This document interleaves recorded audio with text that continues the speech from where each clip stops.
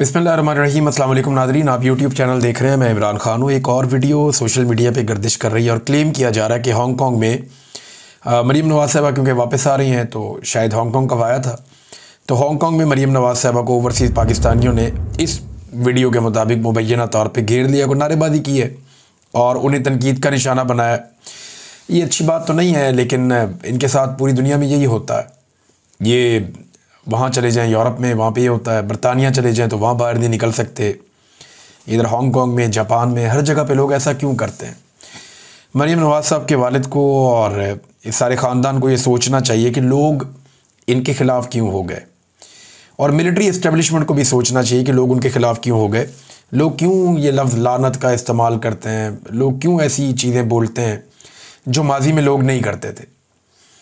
और इसका सादा जवाब ये है कि पाकिस्तान में इस्टेब्लिशमेंट ने और सियासतदानों ने मिलकर जो जुल्म और बर्बरियत का बाजार गर्म किया है, अब यहाँ तो लोगों का बस चलता नहीं है, गोलियाँ मार देते हैं, पकड़ के जेलों में डाल देते हैं। तो जिन मुल्कों में जमहूरियत है वहाँ पे लोग अपने दिल की भड़ास निकालते हैं। ये चीज़ें नामुनासिब हैं, लेकिन जो कुछ पाकिस्तान में किया जा रहा है वो उससे ज़्यादा नामुनासिब है। इस सिलसिले को रोकें ताकि नफ़रत की ये आग मज़ीद ना फैले। अगर आप ये सिलसिला नहीं रोकेंगे तो ये आग फैलती जाएगी। खुद ये दुनिया फिर रहे हैं, सैर सपाटे कर रहे हैं, लेकिन कोई रिपोर्ट्स के मुताबिक, और रिपोर्ट स्टेटमेंट की है पाकिस्तान का जो स्टेट बैंक है उसकी ये रिपोर्ट है मुबैना तौर पे, पंजाब ने जो कर्ज़ा लिया वो 405 अरब रुपए का है और ये 38 दिनों में लिया है। अब इतना सारा कर्ज़ा लेकर 30 बंदे लेकर ये दौरे पे चले गए जहाज़ में बिठा के, और वो भी एयरफोर्स का जहाज़, और उन 30 में से कोई 14 बंदे या 13 बंदे जो हैं वो सरकारी नौइयत के हैं और बाकी फैमिलियाँ भी साथ में, यानी ज़ाती मुलाजमाएँ वो भी साथ में, मेकअप आर्टिस्ट वो भी साथ में, दामाद और बेटी वो भी साथ में, उनके बच्चे वो भी साथ में, एक और बेटी और उसकी सहेली वो भी साथ में। ये आयशा अली भुट्टा साहिबा ने ये पूरी एक रिपोर्ट जारी की। कितना अफसोसनाक है। वो जो साथ वज़ीर शदीर गए उनके बच्चे भी साथ में। तो यहाँ पे तो लटरम पटरम सारे ही जा रहे हैं। पाकिस्तान का कर्जा बढ़ता जा रहा है और इनकी अयाशियाँ बढ़ती जा रही। ये रिपोर्टें अगर आप देखें तो इनके मुताबिक तो आपको यही समझ आती है। पंजाब ने 38 दिनों में 405 अरब का कर्जा लिया है। खैबर पख्तूनख्वा 21 अरब का कर्जा लिया। कितना फ़र्क है देखें आप। सिंध 16 अरब और बलूचिस्तान 13 अरब का। और हालात इनके ये हैं कि इनकी अयाशियाँ ख़त्म नहीं हो रही और कर्ज़ों के ऊपर ये अपनी हुकूमतें चला रहे हैं। इसमें एक और चीज़ मैं आपके सामने रख देता हूँ। जापान में इन्होंने दौरा तो किया, बड़ा सरबराह मुमलिकत वाला दौरा किया। वो जहाज़ इस्तेमाल किया जो वज़ीर आज़म इस्तेमाल करता है, वो प्रोटोकॉल इस्तेमाल किया जो वज़ीर आज़म करता है, लेकिन इज़्ज़त इनको वज़ीर आला वाली भी नहीं मिली, स्टेट गेस्ट वाली इज़्ज़त भी नहीं मिली जापान में। ये प्राइवेटली घूमते रहे इधर उधर, फिर पुलिस को बुलाया तो पुलिस ने इनको और ज़्यादा महदूद कर दिया।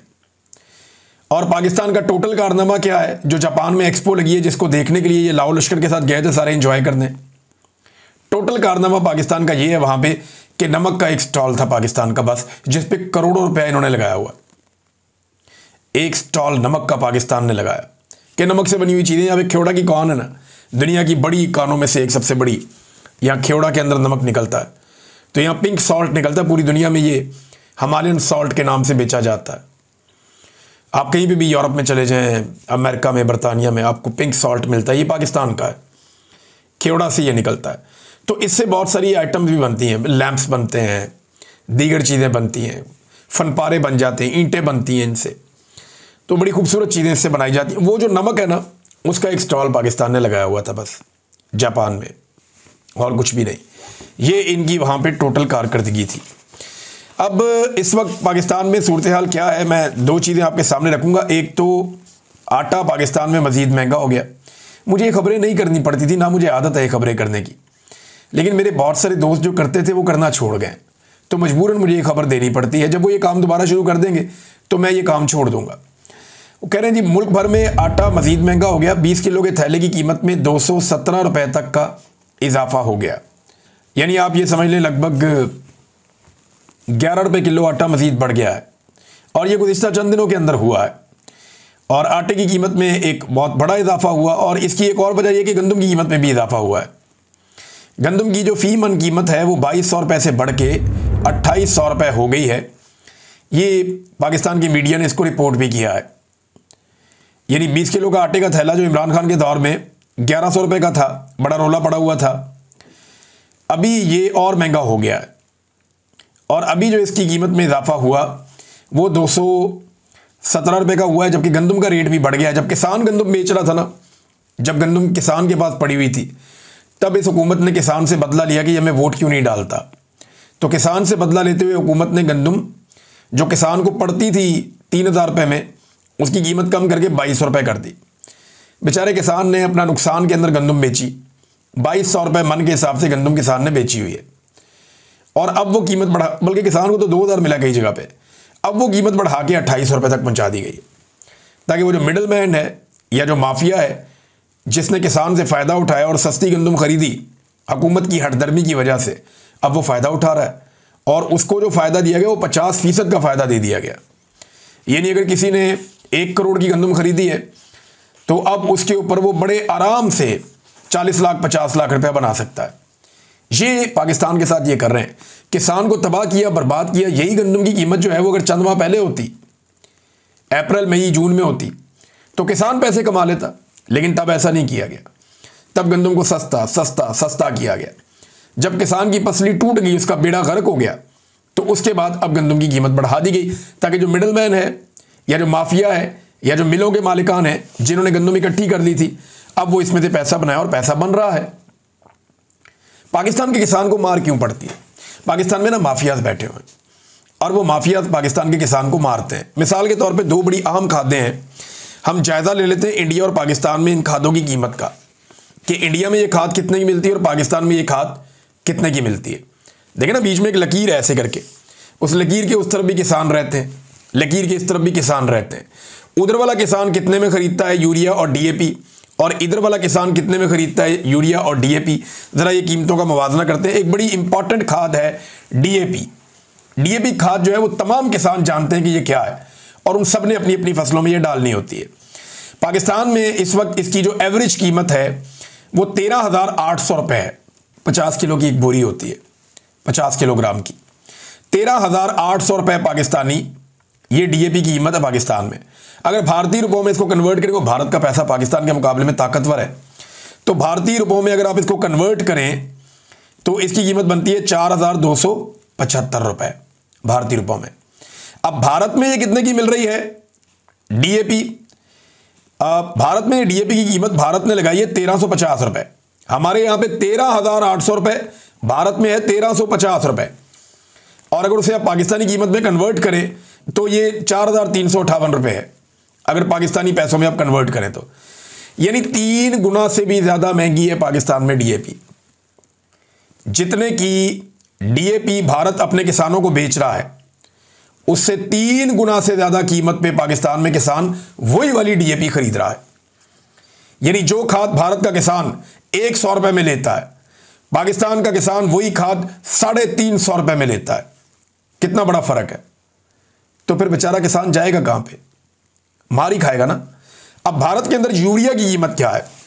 यूरिया की जो बोरी है 45 kg वाली, 46 kg वाली, इसका ये रेट होता है, इसका वजन ये होता है। तो भारत में ये मिल रही है 266 रुपये 50 पैसे की एवरेज प्राइस है। 266, 267, जो सबसे अच्छी है 268, ये इतने रुपए की भारत में मिल रही है एक बोरी यूरिया की। और पाकिस्तान में यही बोरी जो है वो पाकिस्तानी रुपयों में अगर आप देखें तो वो मिल रही है 5,000 रुपए की। कहाँ 266, 267 रुपए, और कहाँ पे 5,000 रुपए एवरेज पाकिस्तान में यूरिया की बोरी मिल रही है। अब आप कहेंगे कि पाकिस्तान का पैसा जो है वो सस्ता है, तो वो भी कर लेते हैं। जो भारत में मिल रही है ना 266 रुपए की, तो पाकिस्तान में भारतीय पैसों में अगर आप देखें तो 860 रुपए की मिल रही है। यानी यहां पे भी लगभग 3 से 4 गुना का फर्क है। भारत जो यूरिया अपने किसानों को 100 रुपए में दे रहा है, पाकिस्तान को तकरीबन 400 रुपए में दे रहा है। यह है जनाब पाकिस्तान और भारत के अंदर फर्क खादों की कीमत का, और इसकी वजह से पाकिस्तान का किसान मार खाता है और पाकिस्तान की हुकूमत जो है माफिया यहां पैसा बना रहा है। फौजी फर्टिलाइजर एक बहुत बड़ी कंपनी है, सारे उसके नीचे आते हैं, बाकी धड़ाधड़ पैसा बन रहा है, धड़ाधड़ पैसा कमा रहे हैं। हालांकि पाकिस्तान जो है वो भारत पाकिस्तान से कुछ चीज़ों में आगे तो नहीं है, टेक्नोलॉजी में आगे तो नहीं है, वो बहुत सारी चीज़ें बाहर से इंपोर्ट करता है। लेकिन वो अपने किसानों को सस्ती खाद दे रहा है ताकि वहां पे कीमतें चीज़ों की कम रहें। पाकिस्तान कहता है किसान को खाद हमने महंगी देनी, बिजली हमने महंगी देनी, डीजल हमने महंगा देना है, तमाम स्प्रे अद्वियात हर चीज़ हमने किसान को महंगी देनी, लेकिन हमने किसान से फसल सस्ती लेनी है। और इसकी एक बड़ी वजह यह भी है कि किसान खड़े भी नहीं होते। एक दफ़ा खड़े होकर इनके बाजू को झटका देना और इनकी तसल्ली करवाएं एस्टेब्लिशमेंट की कि इंसान बनो यार, हमें मुल्क के मालिक, हमारा बेड़ा गर्क कर दिया तुमने पकड़ के, हर चीज़ क्या तुमने ही कमानी है। तो ये पाकिस्तान के किसानों को भी खड़ा होना पड़ेगा जैसे भारत के किसान खड़े हो जाते हैं। अब मिलिट्री एस्टेब्लिशमेंट के हवाले से एक बड़ी इंटरेस्टिंग खबर है, मैं पढ़ के सुनाता हूँ, मुझे तो बड़ा मज़ा आया खबर सुनने के बाद। नाज़रीन, ये खबर है जनरल नदीम अंजुम के बारे में। और जनरल नदीम अंजुम जो है ये DGISI थे जब इमरान खान साहब की हुकूमत का खात्मा किया गया, फिर ये रिटायर हो गए। इनकी भी एक्सटेंशन की ख्वाहिश थी जो अधूरी रह गई, रिटायर हो गए DG साहब, और आजकल इनका कोई पता नहीं है किधर है। लेकिन इनके दौर में मुझे जबरी तौर पे लापता किया गया, अरशद शरीफ इनके दौर में शहीद हुए, इनके दौर में इमरान खान साहब को गोलियां लगी, इनके दौर में जो है वो पाकिस्तान तहरीक इंसाफ का रजीम चेंज कर दिया गया। तो जनरल नदीम अंजुम साहब कोई बड़े मकबूल आदमी पाकिस्तान में नहीं। लेकिन मज़े की बात यह है कि PTI हो गई या जमहूरियत पसंद हो गए, वो इनको गालियां दें, बुरा भला कहें तो बात समझ आती है। अब कैप्टन सफदर इनके खिलाफ हो गए। कैप्टन सफदर कहते हैं जावेद चौधरी को इंटरव्यू देते हुए कि जनरल नदीम अंजुम अगर ना चाहते तो आपकी हुकूमत ना होती। ये उनसे सवाल किया गया चौधरी साहब की तरफ कि जनरल नदीम अंजुम अगर ना चाहते तो आपकी हुकूमत ना होती, आपको बड़ा सपोर्ट किया, वो आपके मोहसिन हैं, ये जावेद चौधरी साहब ने कहा। तो कैप्टन सफदर कहते हैं कि नदीम अंजुम सपोर्ट करते तो 2/3 अक्सरियत आ जाती। मैं नहीं समझता कि नदीम अंजुम इतना कॉम्पिटेंट जर्नल था कि वो इतने बड़े मुल्क का मुस्तकबिल अपने हाथों में लेकर कामयाबी से हिमकनार करता। यानी ये इलेक्शन जो 2024 का हुआ तब भी Nadeem Anjum was the DGISI, पूरा इलेक्शन चोरी हुआ। तो अब भी नून लीग उनको भी गालियां दे रही है। जनरल बाजवा को तो ये गालियां दे ही रहे थे, अब ये जनरल नदीम अंजुम को गालियां दे रहे हैं। जो मौजूदा DGISI और फील्ड मार्शल है ये भी खातिर जमा रखें, जैसे ही इनके इक़्तिदार का सूरज गुरूब होगा इनको भी गालियां पड़ेंगी और यही जमातें देंगी, क्योंकि इनको हाजिर ड्यूटी माई बाप चाहिए। हाजिर ड्यूटी माई बाप, यानी जो इस वक्त ओहदे पे बैठा हुआ है उसको ये माई बाप बनाते हैं। जनरल नदीम अंजुम के बारे में ये चूं नहीं कर सकता था कैप्टन सफदर और बाकी लोग, लेकिन जैसे ही जनरल नदीम अंजुम गया अब उसको भी गालियां दे, जनरल बाजवा को भी गालियां दे। ये जो अभी जर्नैल मौजूद है ना, इनको एक मशवरा है, या तो ये सारी जिंदगी रिटायर ना हो, बंदोबस्त कर दें कि हमने रिटायर होना ही नहीं, या फिर ये अपने आप को इस बात के लिए तैयार रखें कि यही सियासी जमातें जो बातें ये आजकल तन्हाई में उनसे कर लेते हैं ना, ये कल को उन्होंने सस्ते दामों सौदा कर देना है और ये सारी चीज़ें पब्लिक के सामने रखेंगे, फिर बड़ा मज़ा आएगा। और हमेशा ये ऐसा ही करते रहे हैं तो मोटी खोपड़ी है ना, बात समझ नहीं आती, तो अच्छी बात है, इसी तरह चीज़ें जो हैं वो एक्सपोज होती हैं। नाज़रीन, इसाक डार साहब ने दौरा किया बांग्लादेश का और उन्होंने कहा जी दिल साफ़ करना चाहिए। 1974 में भी बातचीत हो गई थी, 2004 में मुशर्रफ साहब ने भी अफसोस का इजहार किया था, लेकिन बांग्लादेश ने इसके मुकाबले में कोई मुतालबात कर दिए। बांग्लादेश ने 3 बड़े मुतालबात रख दिए पाकिस्तान के सामने इसाक डार के दौरे के बाद। और ताल्लुकात की नॉर्मलाइजेशन के मामले में बांग्लादेश ने 1971 में माफ़ी का मुतालबा कर दिया। उन्होंने कहा जी पाकिस्तान 1971 के वाक़यात पर बाकायदा माफ़ी मांगे। जो 1971 में बांग्लादेश में वाक़यात हुए थे, इससे मिलते जुलते वाक़यात बलूचिस्तान में, कबायली इलाकों में, पाकिस्तान में होते हैं आजकल। जबरी तौर पर गुमशुदगियाँ, इंसानों को टॉर्चर करना, ख़वातीन को तशद्दुद का निशाना बनाना, बल्कि उस दौर में और भी बहुत सारे घिनौने और घटिया चीज़ें रिपोर्ट हुई थी, बहुत ही खौफनाक चीज़ें। तो बांग्लादेश कहते जी उसके ऊपर माफ़ी मांगे, पाकिस्तान की एस्टेब्लिशमेंट और पाकिस्तान प्रैक्टिकली उसके ऊपर माफ़ी मांगे, नंबर 1। नंबर 2, 1971 के बाद दोनों ममालिक के दरमियान जायदाद और असासों की तकसीम का मामला तय किया जाए। बांग्लादेश को लगता है बहुत सारी चीज़ें उन्हें मिलनी चाहिए थी, 71 के बाद जो उन्हें नहीं मिली तो वो चीज़ें उन्हें दी जाएँ। अगली चीज़ उन्होंने ये कही कि 1970 के साइक्लोन मुतासरीन के लिए आई हुई गैर मुल्की इमदाद की रकम बांग्लादेश के हवाले की जाए। साइक्लोन के मुतासरीन थे वहाँ बहुत सारे, इमदादी रकम क्योंकि पाकिस्तान को मिली थी तो वो यहाँ पाकिस्तान के पास थी, तो बांग्लादेश कहता जी वो आप हमें दें, उस पे हमारा हक है। और वो क्योंकि मुतासरीन वहाँ पे थे लिहाजा वो रकम अब हमारे हवाले की जाए। और एक और उनका जो मुतालबा है वो ये है कि जो बांग्लादेश के अंदर रह गए थे बिहारी, या जो पाकिस्तानी हैं उन्हें वापस पाकिस्तान में बुलाया जाए। ये वो बड़ी डिमांड्स हैं जो बांग्लादेश की जानिब से की गई हैं और ये रिपोर्ट भी हुई है। नाज़रीन, शेर अफजल मरवत साहब का मामला दब ही नहीं रहा। शेर अफजल मरवत साहब जानबूझकर ऐसा लगता है खबरों में रहना चाहते हैं और मामले को उछाल रहे हैं। मेरे ख्याल में उन्हें खामोश रहना चाहिए था। उनको पार्टी के अंदर भी लोगों ने मशवरा दिया था। ऐसा लगता है कि उन्होंने अपने मुस्तकबिल का फैसला कर लिया है और अब वो सिर्फ मुनासिब वक्त का इंतज़ार कर रहे हैं कि वक्त आएगा तो मैं पार्टी छोड़ दूंगा और ये मलबा मैं डालूंगा सोशल मीडिया पे या पीटीआई के लोगों पे कि मैंने इनकी वजह से ये पार्टी छोड़ी और फिर मैं इनकी मुखालफत करूंगा। अब फ्रस्ट्रेशन ऐसी है कि वो कई मरतबा अपने लेवल से नीचे गिर गए। एमएनए है ना, मेंबर कौमी असम्बली है, साबिक मुबैना तौर पर वो जज भी रहे हैं शायद, तो उन्हें अपने लेवल से नीचे नहीं गिरना चाहिए। नीचे जाने वाली जो गुफ्तगू है वो उन्हें नहीं करनी चाहिए, लेकिन वो कर रहे हैं। इस वक्त ऐसा लगता है कि उनकी ज़हनी हालत मियाँ नवाज शरीफ साहब से मिलती जुलती हो गई और वो बड़ी तकलीफ़ में है। देखें, मरवत साहब को ये बात समझनी पड़ेगी कि उन्हें जो भी मिला, इमरान खान के तुफैल मिला, दिया तो अल्लाह ताला ने, लेकिन इमरान खान के साथ जब तक लोगों को लगा कि वो वफादार हैं तब तक उन्हें लोगों ने बहुत इज्जत दी। लेकिन उन्हें एक बात और याद रखनी चाहिए कि इमरान खान सोशल मीडिया नहीं देखते। इमरान खान ने शेर अफजल मरवत को सोशल मीडिया की वजह से नहीं निकाला। सोशल मीडिया तो सारा का सारा शेर अफजल मरवत के हक में था। पहले इमरान खान ने शेर अफजल मरवत को निकाला, फिर सोशल मीडिया ने शेर अफजल मरवत के बारे में नेगेटिव सोचा और जब शेर अफजल मरवत साहब ने लगातार ऐसी जुबान इस्तेमाल की और ऐसी चीज़ें की जिससे इमरान खान साहब सच्चे साबित होते चले गए। देखिए, ये डिसीजन इमरान खान ने लिया था, ये पॉपुलर डिसीजन नहीं था।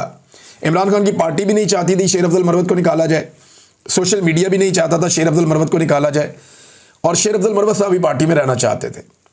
लेकिन इमरान खान वो पहले आदमी है जिसने ये फैसला किया कि शेर अफजल मरवत को पार्टी से निकाल दो। इमरान खान साहब ने शेर अफजल मरवत से मुलाकातें बंद कर दी और शेर अफजल मरवत साहब को पार्टी से निकाल दिया। उस वक्त तो सोशल मीडिया शेर अफजल मरवत के साथ था, लेकिन फिर हमने देखा, देखते ही देखते शेर अफजल मरवत साहब ने बहुत सारे ऐसे काम किए कि इमरान खान साहब का फैसला पाकिस्तान तहरीके इंसाफ के सोशल मीडिया को और जो आम सोशल मीडिया पाकिस्तान का, चाहे वो ओवरसीज है चाहे पाकिस्तान में है, उन सबको लगना शुरू हो गया कि इमरान खान ने वो देख लिया था जो हमने नहीं देखा और फिर वो भी शेर अफजल मरवत पर तनकीद करना शुरू हो गए। और मरवत साहब ने इमरान खान साहब को वक्त के साथ साथ बदकिस्मती से दुरुस्त साबित किया है। अभी उन्होंने एक दावा कर दिया दोबारा से, मरवत साहब ने, उन्होंने कहा जी कि ये जो इमरान खान साहब के अकाउंट है इनसे जो कमाई होती है इसका हिसाब किताब नहीं देते जो सोशल मीडिया को हैंडल करने वाले लोग हैं, जिसमें वो जबरान इलियास साहब हैं, अजहर मशवानी साहब हैं या बाकी लोग हैं, कि जनाब इमरान खान साहब का जो सोशल मीडिया है उसके ज़रिए से जो कमाई आती है ट्विटर से, यूट्यूब से, इधर उधर से, फेसबुक भी है, बाकी अकाउंट्स भी हैं, तो ये जो कमाई आती है इस कमाई का कोई हिसाब किताब नहीं लिया जाता। ये उन्होंने एक दावा कर दिया। अब इस पे जो है वो अजहर मशवानी साहब ने इसका जवाब दिया है और वो ये कहते हैं कि मैं ये बात क्लियर करना चाहता हूँ कि इमरान खान या तहरीक इंसाफ का सोशल मीडिया का कोई अकाउंट या प्लेटफॉर्म मोनेटाइज्ड नहीं है। मोनेटाइज ये होता है कि उसमें पैसे नहीं आ सकते, उस पर इश्तिहारात नहीं चल सकते। लिहाजा इमरान खान या तहरीक इंसाफ के सोशल मीडिया का कोई भी अकाउंट मोनेटाइज नहीं है। इन अकाउंट का मकसद इमरान खान का पैगाम फैलाना है, ना कि पैसे कमाना।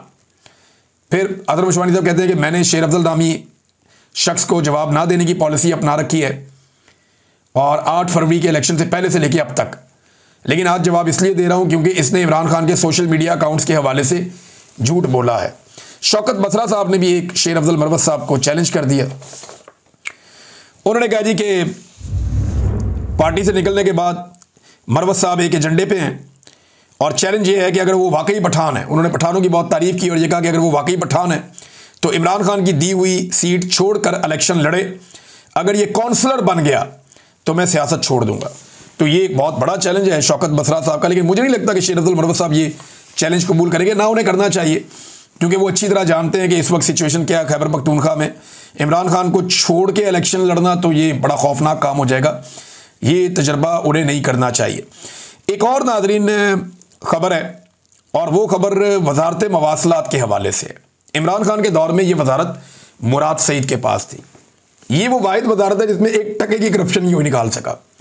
मुराद सईद ने बड़ी ईमानदारी के साथ अपनी वजारत चलाई है, बल्कि मुझे जब आखिरी दिन था प्राइम मिनिस्टर का, वहाँ पे जो फौजी अमला होता है, जो प्राइम मिनिस्टर के साथ एक MS होता है, एक डिप्टी MS होता है, ये लोग बैठे हुए थे। इन्होंने मुझे खुद यूनिफॉर्म वाले लोगों ने बताया, उन्होंने मुझे बताया कि अगर कोई हीरा था तो वो ये था मुराद सईद।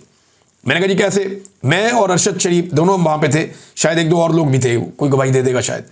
तो उन्होंने कहा जी कि ये वो आदमी है जिसने अपनी वजारत में से पानी की एक बोतल भी नहीं पी और इसने करप्शन को बिल्कुल अपने आसपास हर जगह पे जीरो किया, मुराद सईद। तो बहरहाल मुराद सईद के बाद फजलुर रहमान साहब का बेटा आया उस वजारत में, और अब उस वजारत में एक इंक्वायरी हो रही कि पीडीएम के दौरे हुकूमत के दौरान वजारत मवासलात में अरबों रुपए के घपलों का इंकशाफ हो गया। ये पीडीएम का दौरे हुकूमत शुरू कब हुआ? ये अप्रैल 2022 में इमरान खान साहब की हुकूमत खत्म होने के बाद मुराद सईद की जगह पे मौलाना फजलुर रहमान साहब के बेटे को लाकर उस सीट पे बिठाया गया। अब एस्टेब्लिशमेंट डिवीजन ने बताया कि जनाब यहाँ पे भर्तियां की गई हैं बड़ी गैर कानूनी तरीके से, और ये जो भर्तियां की गई हैं इसका सिलसिला शुरू हुआ और अगस्त 2023 तक जारी रहा, जब तक ये लोग हुक्मरान रहे।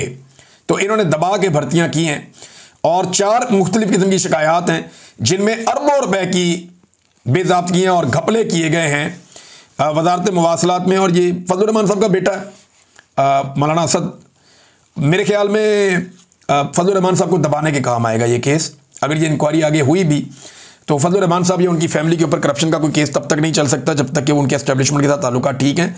तो एस्टेब्लिशमेंट को करप्शन से कोई सरोकार नहीं है, वो इन केसेस को सिर्फ अपने फ़ायदे के लिए इस्तेमाल करते हैं कि वक्त आने पर ये सनद रहे और बवक्त ज़रूरत काम आए। फजलुर रहमान साहब जैसे आदमी को हाथ में रखना एस्टेब्लिशमेंट के लिए बहुत ज़रूरी है। अब तक के लिए इतना ही, अपना ख्याल रखिएगा, अपने चैनल का भी। अल्लाह हाफ़िज़।